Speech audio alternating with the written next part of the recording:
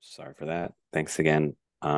Just wondering if you can go into kind of the partnership that Tavon Gray and Justin Haak bring to that defensive line over the last few games, especially, with three at the back, kind of flanking Chanel in the last two as well. Yeah, I think firstly we know what Maxime brings to us, the leadership that he brings, and the experience. So I think bringing him back in was a real positive for us, getting him back off international duty. I think Tavon has always had a huge desire to get back to playing inside as a defender. He's been a huge asset for us at right back, but he was, as an academy player here, a central defender. So it's almost like a half-half position for him because he has to go defend out in the wide areas, but he also picks up the ball in those wide areas in possession.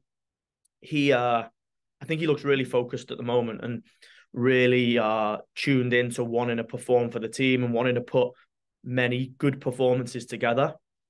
So I think he's been a real positive. I thought he played really well in the Montreal game. And I think through losing Thiago Martins and Maxime Chanot being on international duty, we had to find a solution, and we went with Justin Haak, dropped him into the back three. He played a little bit there last year in the sense of the Montreal playoff game and then the Philadelphia playoff game. And I think Justin's best asset is he's always prepared. Since I've been here, he's trained incredibly consistent and incredibly hard. He also has a huge desire to play and play regularly, and he probably hasn't had as much playing time as he's wanted. And I think he's growing every week. I thought he had his best performance in that position against Montreal. He looked aggressive. He tactically made really good decisions. And he's a midfield player, so he's calm with the ball, and he gives, he's a huge asset for us when we're building with the ball. So the challenge for Justin is going to be consistency. And I don't say because I think he's inconsistent. I say it because as a young player, inexperienced, he hasn't had a run of 5, 6, 7, 8 games on the run. So he has to really focus and concentrate and recover properly so that he gives himself every chance of being consistent and continuing to play well. Because when he plays like he did against Montreal, he's a huge asset for us. Okay, we'll go with Michael Andra next, please. Nick, I'm curious. You've mentioned the relationship that Christian Latanzio has had with CFG. Do you put more pressure on yourself to win certain games, especially considering who you're up against? No, but I've played him 3 times and he's beat me 3 times. So I put myself under pressure when that happens against, a guy that I know. No, but jokes aside, no, I think we have to take every game as they come. Every game is difficult. We know that whoever we play, the level of our league is so consistent that the game is going to be difficult. And, home advantage has been strong for us, but we know exactly where we are. We've not won, the last 3 home games. We've tied. We need to make sure that we play well on Wednesday, and it's a good opportunity for us, whoever we play against. We know Charlotte are a good team, and Christian is a good coach. We've experienced that playing them, in Charlotte. The pressure comes because I want to win. I want to win football games, and I want to climb the league, and I'm not content with where we are currently. So I put myself under pressure to make sure the team is prepared to go into a game and pick up 3 points. Okay, we'll go with John Lupo, please. Thank you, Sam.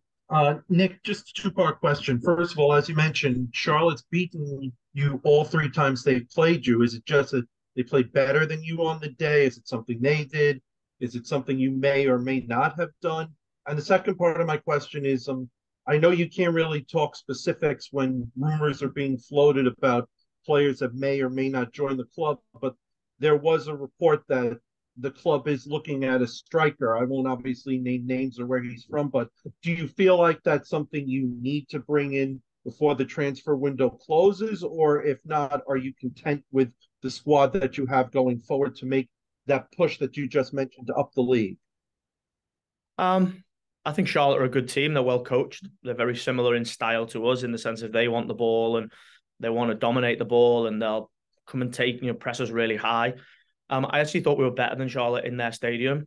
We dictated the majority of the game. We gave away a poor set play goal straight after we got into the game. The first goal was disappointing because we didn't give those goals away in that period. They opened us up and got in behind us, and we hadn't been giving them goals away. Then we get back in the game and we give away a really sloppy set play game. And then we get back in the game again and we give away an own goal. So I think that game was basically just in a period where nothing was going for us because I actually thought we played well in the game. I think recruitment, I've not hidden from the fact that every time we get an opportunity to strengthen the team, we will try and take it, whether it's in the off-season window or whether it's in the mid-season window. We're looking at many players that will strengthen our team, and whether it's a left-sided central defender, a midfield player, a winger, a striker. I think it's really easy to see where we're going to be looking at because of the players that previously played in those positions that haven't been replaced. If we get the opportunity to strengthen the team, for sure we will take it because, with injuries and with international call-ups, we don't have the depth that we would like. So, come the 5th, you get an opportunity for 4-week period to strengthen your team, and we'll work as hard as we can to try and do that. Okay, we'll go with Joe Tollison next, please. Thanks, Sam. Nick, after the game on Saturday, Matthias Pellegrini was very complimentary about the conversation with you and what the coaching staff has done to kind of keep his confidence going. What is it about his play that has kept your faith in him and what you think he can bring to the team for the second half of the season? Yeah, I think one thing we can't hide away from is our results haven't been at the level of expectation that we and our fans have. We understand that. But when I come into the press conferences and say that he's galvanizing the group and is bringing us together, that is the truth. If you come to the training facility, you will see. And Matthias Pellegrini is a really good example of that every time we get a disappointment, he works a little bit harder and he wants to find the solution and he wants to play his part in finding the solution for winning football games for our team. And me and myself, my coaching staff have worked incredibly hard to continue to have these players, these younger players, to continuing to want to learn, to continuing to finding the solution. And, Matthias, not only his work rate is excellent, but he knows that as an offensive player in our team, you have to almost impact the team in crucial moments of the game. And, I think he's wanted to be that player over the period that he's been in the team. He was working really hard at the start of the season, but he didn't get a goal. He really wanted to be somebody that contributed with assists. And, for him to go in the Portland game, get the assist for Keaton Parks, and then the next week he wanted a score. He told me, he said, I need a goal to get the goal and get the goal in the way that he did. I think it's a huge confidence booster for him in particular, but also, he played the role and did the job that he wanted to do for the team. Okay, we'll go with Joel, please. Coach, before the victory on Saturday, you'd gone 6 games, I believe, with a draw, and you'd lost narrowly 3 times by a single goal. How much did that help maybe the morale of the team, knowing that, yeah, maybe you weren't getting the 3 points, but a lot of those games were right there for the taking? I think the art for us as coaches and as a support staff is not just to look at the result. Of course, the result is the most important fact, in the sense of if you win, you get 3 points and you climb up the league. But when you don't win, you don't achieve anything by just saying we're not winning because we're a bad team, or we're not winning because, and I said this after about context, feedback is only valuable when you give context to it. And that's what we do to the team.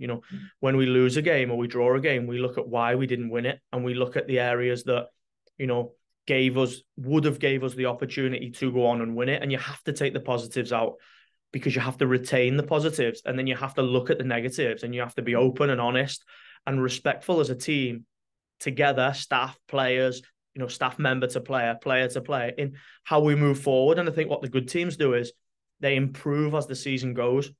The nature of our league is that you have to improve as the season goes so that you are prepared for playoffs. Firstly, you have to get into the playoffs. And I've been really proud of the group because, yeah, we've looked at the positives, but we've also worked really hard. Set play is a good example. We've given far too much away on set play, and now we look solid on set play. Doesn't mean we will be against Charlotte. We have to look at Charlotte. We have to spend time and invest our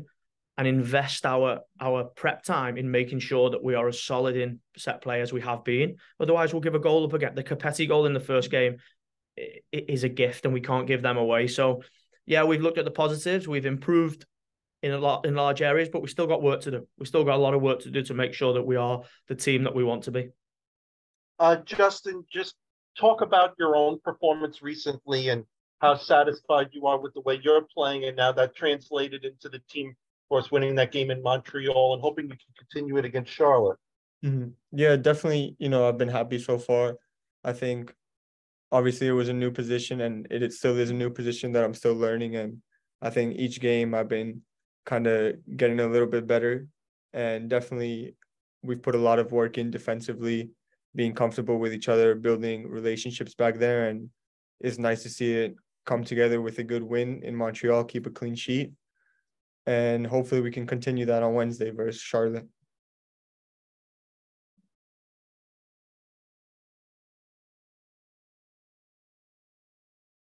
Sorry, we'll go with Joel next, please.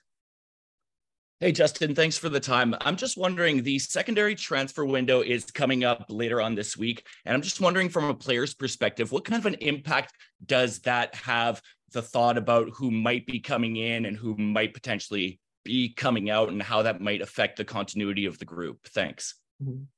I don't really think right now it's affecting the team in any way, because we have games before that. We know even if players come in, there's still visa situations, there's stuff that could stop them from being here right away. So we have a few games to go before that comes, but we do know that there are some pieces that they're going to be adding to the team, and once they get here, we'll try to introduce them as quick as possible, and hopefully they can help us improve and win games. Okay, we'll go with Mike Lander next, please. Justin, thanks for the time. Nick has praised your work ethic and your desire to continuously work to get that opportunity to play on the field. Can you talk about the not only the work ethic but also the patience that it took? Because I know between your loans to Hartford and the time you've had with NYCFC, everyone wants to have more minutes, but you've stuck it out there and you've been rewarded. Yeah, I wouldn't say that it's easy all the time. I think definitely there's times where you're very frustrated and you feel like you could be giving more to the team, but especially my years that I've been here, I've had senior players like Maxime Chanot, especially the one who's still here, has really helped guide me and always just reminded me that it's a long career, and most players it takes time to get a chance. It takes time to get opportunities, but you can only control what you can control, and that's every day working hard, and hopefully one day you'll get the chance, and then it's up to you to take it. Okay, we'll go with Trey Fillmore, please. Hey, Justin, it's a little bit of poetry that you and Tavon are both homegrown players for this team and have both been asked to step up in the center back role. I'm wondering how that journey has been with you and him in the last few weeks. Yeah, no, obviously Tavon and I think we've known each other from playing against each other when he was at Cedar Stars since maybe 11, 12 years old. And then we played a few years throughout the academy together, and now with the first team. So I think we have very good chemistry. I think our first game together was that Atlanta game in the back three, and it was very easy to play with him, communicating all the time. We know each other's games, how to play with each other, how his game can balance mine, and I feel very comfortable with him there, and I would say he would say the same. Okay, we'll go with Joe Tolleson. Hey, Justin. Question for you with kind of the move to the center back is have you gotten to a point, because Nick's always talked about how one of the advantages you have back there is you do have midfielder skills for moving the ball and all, but has there been a point where you've kind of sat back and said, maybe I could do this position for a little bit longer? I would say I'm never not open to playing. So wherever there's an opportunity to play, actually there was, like, I don't remember exactly when, but we have talked about me playing center back in the past, like a year or two ago, but it just never materialized. But now that it's here, I feel like my performances have been good so far. There's still a lot more that I can learn and get better at, but if it continues going in the right direction, I don't see why not.